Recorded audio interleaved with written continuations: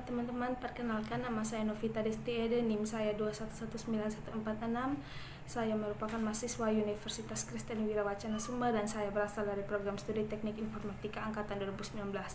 Nah, pada video kali ini saya akan membahas tentang materi konsep jaringan komputer yang materinya berisi tentang jaringan LAN, MAN, dan WAN. Serta saya juga akan membahas tentang topologi jaringan yang membahas tentang topologi secara fisik dan logikal. Oke, baik teman-teman, kali ini saya akan mempresentasikan hasil kerja saya tentang konsep jaringan komputer yang materinya berisi tentang jaringan yang menduniai secara geografis serta jenis-jenis topologi jaringan. Pertama-tama saya akan membahas tentang jaringan LAN, MAN, dan WAN. Sebelum membahas tentang jaringan LAN, MAN, dan WAN, kita harus perlu mengetahui apa itu definisi jaringan komputer.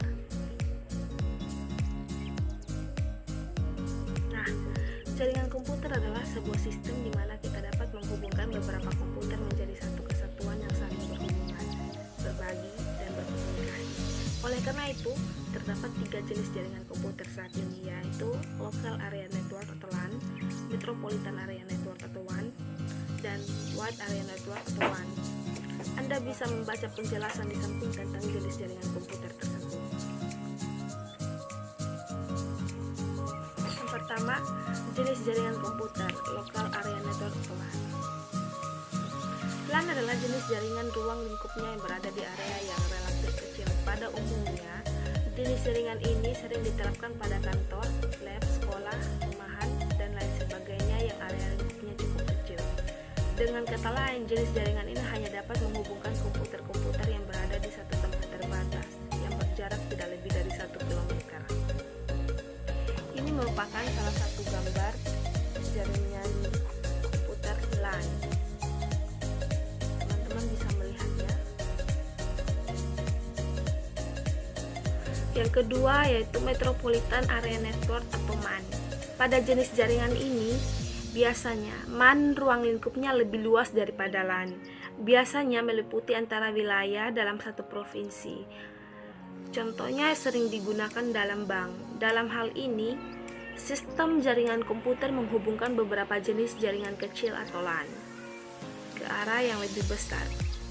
Contoh seperti yang saya bilang tadi, jaringan ini baik digunakan di mana beberapa kantor cabang seperti bank dan sebuah kota besar dihubungkan antara satu dengan yang lainnya. Contohnya seperti Bank Mandiri yang di seluruh wilayah Jakarta, Bogor, Depok, Tangerang, dan Jakarta. Dengan begini, jaringan ini biasanya memudahkan sebuah perusahaan untuk mengelola cabang mereka dari jarak yang jauh tanpa harus mendatanginya satu persatu. Nah, ini kalian bisa melihatnya. Gambar ini merupakan contoh cabang kantor bank di Jakarta, kantor bank di Tangerang, dan kantor bank di Bogor. Yang ketiga yaitu Wide Area Network atau WAN.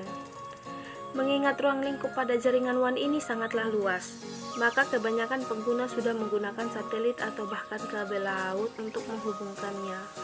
WAN mencakup daerah geografis yang sangat luas dan biasanya saling menghubungkan negara bahkan benua. Dan ini merupakan contoh gambar WAN yang menghubungkan kantor benua di Jakarta dan kantor bank di Jakarta dan kantor bank di Singapura. Yang di atas itu merupakan satelit penghubung antara bank di Jakarta dan bank di Singapura agar saling menghubungkan satu sama lain. Nah, ini merupakan background wireless technologies yang disusun dari background tertinggi hingga background terendah. Seperti pada gambar di atas, background tertingginya ada WAN, MAN, LAN, dan yang paling terakhir adalah PAN.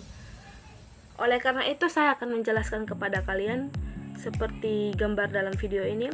Standar itu merupakan penyimpanan atau ukuran yang dapat terhubung seperti Bluetooth, USB kalau pada PAN, mempunyai cakupan pertingkatan. Speed itu kecepatannya berapa megabyte gitu. Kalau range itu terdapat ukuran short, medium, long, ukuran penyimpanan. Aplikasi itu aplikasi yang dapat digunakan untuk wireless teknologi. Oh iya, saya mohon maaf bila terjadi kesalahan pada pengucapan saya atau penjelasan saya, dan mohon pengertian dari kalian semua. Dan oke, lanjut yang berikut saya akan menjelaskan tentang topologi jaringan. Yang berikut yaitu topologi jaringan. Topologi jaringan dibagi menjadi dua, yaitu topologi fisik dan topologi logikal atau logik. Topologi fisik terbagi menjadi 7 jenis, yaitu 1. Topologi Bus-Smith, yang kedua topologi star hybrid, yang ketiga topologi ring hierarchical, yang keempat topologi extension star, yang kelima topologi mesh, yang keenam topologi hybrid, dan yang ketujuh topologi hierarchical. Yang berikut nomor 1, topologi Bus-Smith. Topologi Bus-Smith merupakan topologi yang banyak dipergunakan pada masa penggunaan kabel sepeksi menjemur. Topologi ini memiliki karakteristik sebagai berikut. Karakteristik yang pertama merupakan satu kabel yang kedua ujungnya ditutup, di mana sepanjang kabel terdapat node-node. Yang kedua, umum digunakan karena sederhana dalam instalisasi atau dalam menginstal. Yang ketiga, sinyal melewati kabel dalam dua arah. Dalam topologi Bus-Smith terdapat kelebihan dan kekurangan. Kelebihan yang pertama yaitu harganya lebih terjangkau. Kenapa bisa terjangkau? Karena harga pemasangan lebih murah bila dibandingkan dengan cara star. Karena harga kabel pada topologi Bus-Smith yang digunakan lebih koaksial atau UTP dan hanya membutuhkan satu kabel. Kelebihan yang kedua, cukup mudah digunakan apalagi kita ingin memperluas jaringan pada topologi bus. Kekurangan yang pertama, apabila terjadi kabel yang putus, semua komputer tidak dapat digunakan. Jadi kabelnya hanya digunakan satu sehingga tidak dapat menginteraksi antara satu sama lain. Yang kedua, sering terjadi tabrakan file data yang dikirim. Yang ketiga, untuk pengembangan ke arah yang lebih luas mengalami hambatan. Contoh penggunaannya, acara pada meeting kantor. Nah, yang kedua yaitu topologi star. Topologi star atau topologi bintang merupakan bentuk topologi jaringan yang berupa konvergensi dari node tengah ke setiap node-node atau penggunaan. Topologi jaringan bintang termasuk dalam topologi jaringan dengan biaya menengah atau biaya standar. Sama seperti topologi Bus-Smith, dan semua topologi juga mempunyai kelebihan dan kekurangan. Oleh karena itu saya akan membahas kelebihan dari topologi star. Kelebihan yang pertama, jika suatu kabel node terputus, yang lain tidak akan terganggu. Yang kedua, tahan terhadap lalu lintas jaringan yang sibuk. Yang ketiga, penambahan dan penggunaan stasiun dapat dilakukan dengan mudah. Kekurangannya, jika node tengah mengalami kerusakan, maka seluruh rangkaian akan berhenti. Yang kedua, boros dalam pemakaian kabel. Yang ketiga, hook pada bagian tangan jadi elemen kritis atau kontrol akan terputus. Yang ketiga, topologi ring. Topologi ring atau topologi cincin adalah topologi jaringan berbentuk rangkaian titik yang masing-masing terhubung ke dua titik lainnya sehingga membentuk jalur melingkar daerah cincin, sehingga dia membulat. Kelebihan dari topologi ring ini, hemat kabel, tidak akan terjadi tabrakan pengiriman data atau collision, karena pada satu waktu hanya node yang terdapat mengirimkan data. Kekurangannya, peka kesalahan sehingga tidak dapat gangguan di satu node mengakibatkan terganggunya di seluruh jaringan. Yang kedua, pengembangan jaringan lebih kaku. Yang ketiga, sulit mendeteksi kerusakan. Yang keempat, dapat terjadi collision. Dan yang kelima, menambah atau mengurangi komputer mengacaukan jaringan. Yang berikut yaitu topologi extended star. Topologi extended star adalah kombinasi karakteristik antara topologi star dan topologi bus. Topologi ini terdiri atas kumpulan topologi star yang dihubungkan dalam satu topologi bus sebagai backbone. Kelebihannya, dapat terbentuknya suatu kelompok yang dibutuhkan pada setiap saat.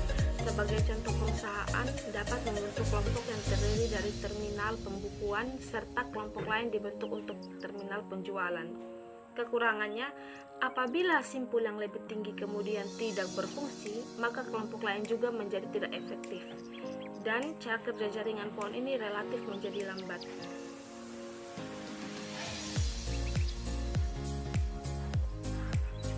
Yang kelima yaitu topologi mesh. Topologi mesh adalah satu topologi yang memang didesain untuk memiliki tingkat restorasi dengan berbagai alternatif rute atau penjaluran yang biasanya disiapkan dukungan perangkat lunak atau software. Kelebihan dari topologi mesh yaitu satu, relatif lebih mudah untuk dilakukan troubleshoot. Yang kedua, hubungan di DSH link menjamin data langsung dikirim ke komputer tujuan tanpa harus melalui komputer lainnya, sehingga dapat lebih cepat karena satu link digunakan khusus untuk berkomunikasi dengan komputer dituju saja. Kekurangannya membutuhkan banyak kabel, rumit dan biaya lebih mahal. Yang kedua yaitu sulitnya pada melakukan instalisasi dan melakukan konfigurasi ulang saat jumlah komputer dan peralatan yang terhubung makin meningkat jumlahnya. Yang berikut adalah topologi hybrid. Topologi hybrid adalah kombinasi dari dua atau lebih topologi yang berbeda untuk membuat topologi hybrid. Ketika topologi dasar yang berbeda yang terhubung ke satu sama lain, mereka tidak menampilkan karakteristik dari setiap topologi satu tertentu. Ini adalah ketika menjadi topologi hibrida. Nah, kelebihan dari topologi ini adalah menambah koneksi perangkat lainnya yang lumayan mudah karena node baru atau node peripheral dapat dihubungkan ke topologi, dan karena topologi dapat dihubungkan dengan topologi hybrid dengan mudah. Kekurangannya, pengelolaannya sulit, biayanya mahal dibandingkan topologi lainnya. Instalisasi dari konfigurasi topologi ini sangat sulit. Contohnya, biasa digunakan pada satu kawasan yang memiliki jaringan WiFi atau wireless. Yang ketujuh yaitu topologi hierarkikal. Topologi ini berbentuk seperti pohon bercabang yang terdiri dari komputer induk atau host yang diswitchkan dan disimpulkan atau dengan node lain secara berjenjang. Jenjang yang lebih tinggi berfungsi sebagai pengatur kerja jenjang di bawahnya. Biasa, topologi ini digunakan oleh perusahaan besar atau lembaga yang mempunyai beberapa cabang daerah, sehingga data dari pusat biasa didistribusikan ke cabang atau ke sebaliknya.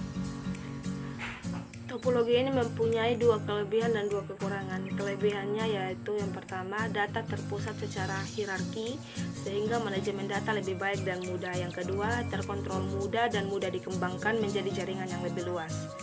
Kekurangan yang pertama, komputer di bawahnya tidak dapat dioperasikan apabila kabel pada komputer angkatan atasnya terputus atau tingkat atas terputus. Yang kedua, dapat terjadi tabrakan file atau collision jika terjadi salah satu kekurangan.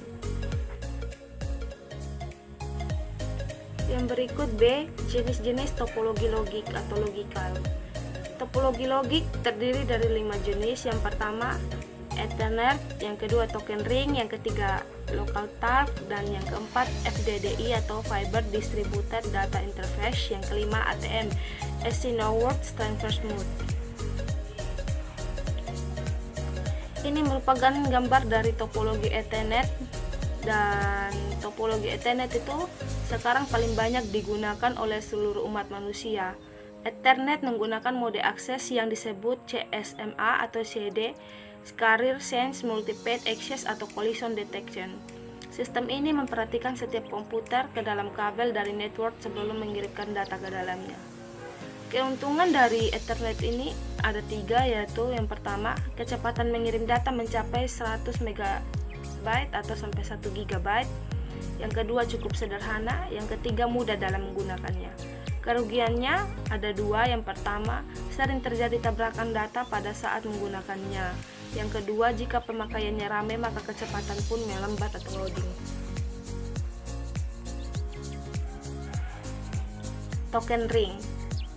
Token ring dikembangkan oleh IBM pada pertengahan tahun 1980. Hubungan komputer pada token berbentuk seperti cincin.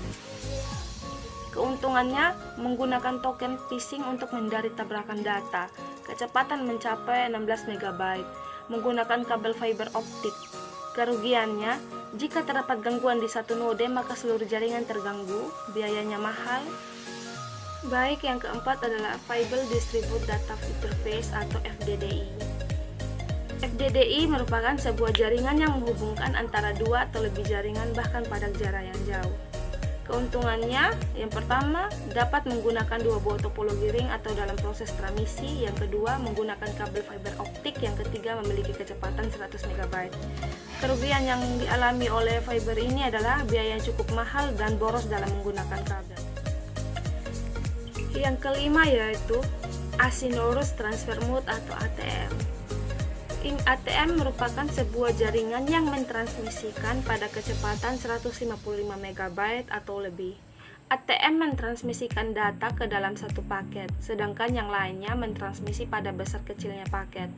Keuntungan ATM itu, yang pertama kecepatannya 155 MB atau lebih. Yang kedua dapat didukung variasi media. Yang ketiga menggunakan fiber optik. Yang keempat dapat dipakai oleh Internet Service Provider atau ISP. Kekurangannya, ATM boros dalam menggunakan kabel, dan yang kedua, ATM bersifat mahal. Sekian dan terima kasih. Ini adalah presentasi dari saya. Mohon maaf bila terjadi kesalahan kata atau pengucapan dalam video ini, dan saya berharap agar teman-teman bisa menontonnya dan membacanya agar menjadi pedoman buat tugas-tugas kalian. Terima kasih.